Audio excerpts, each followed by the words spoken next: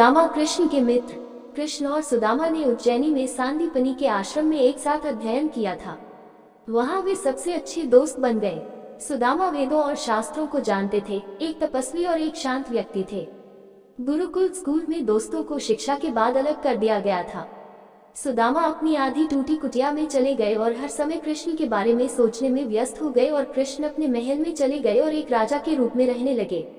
गरीबी ने सुदामा के घर पर कब्जा कर लिया था, लेकिन सुदामा और उनकी पत्नी दोनों कृष्ण भक्ति में लीन थे। अपनी गरीबी में भी उन्होंने सुख पाया। सुदामा कई बार अपने बचपन के किस्से सुनाया करते थे। उनमें से एक बार गुरुमा ने कृष्ण और सुदामा को चने खाने के लिए दिए। सुदामा को बहुत भूख लगी थी, इसलिए उन्होंने सारे चने अकेले ही खा लिए। जब उसने सुदामा से पूछा तो उसने उसे सच्चाई बताई और वह बहुत क्रोधित हुई, लेकिन कृष्ण ने उसे शांत कर दिया। ये देखकर सुदामा ने कृष्ण को अपना इष्ट देव मान लिया। इस प्रकार एक यादव परिवार से ब्राह्मण का देवता बन गया। सुदामा को शास्त्रों, प्राचीन भारतीय ग्रंथों का ज्ञान था और इसलिए उन्होंने कृष्ण को पहचान लिया था। वह उसे पूजा के योग्य समझता था।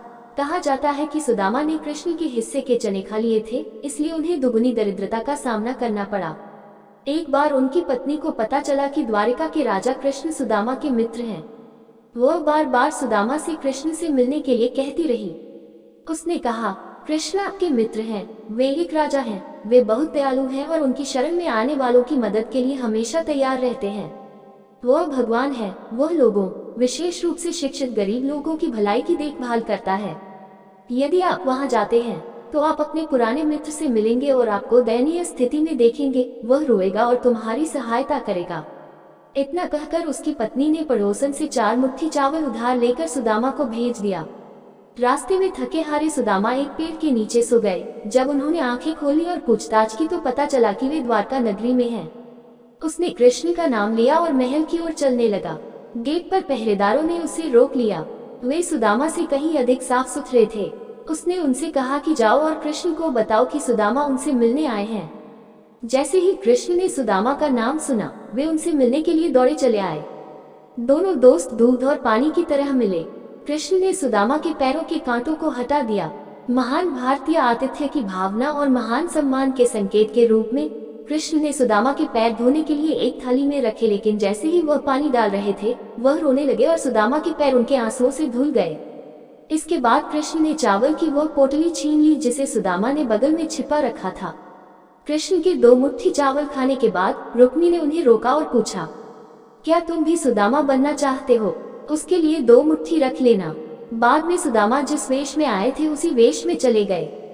कृष्ण उसे छोड़ने के लिए कुछ कदम चले। जब सुदामा अपने नगर पहुंचे तो अपनी कुटिया ढूंढने लगे। तभी उसकी पत्नी रानी की तरह बाहर आई और बोली, तुम्हारी ये दशा कैसे हुई? सुदामा ने देखा कि उन्होंने द्वारिका में जो कुछ देखा, यहाँ सब कुछ वैसा ही था। ये भगवान कृष्ण की कृपा से संभव हुआ। श्री कृष्ण ने अपनी मित्रता को अक्षुण्ण रखा और सुदामा को अपने समान धनवान बना दिया और उसे ये भी नहीं गिरने दिया कि वह उस पर उपकार कर रहा है। ऐसी थी कृष्ण और सुदामा की दोस्ती। भगवान और भक्त अविभाज्य हैं, उनमें कभी भेद नहीं होता। भारत में कृष्ण और सुदामा की मित्रता को महान मित्रता और भाईचारे के उदाहरण के रूप में उल्लेख करना बहुत आम है, क्योंकि उनके बीच सामाजिक स्थिति में इतना अंतर होने के बावजूद वे दोनों अपने बंधन के प्रति सच्चे थे।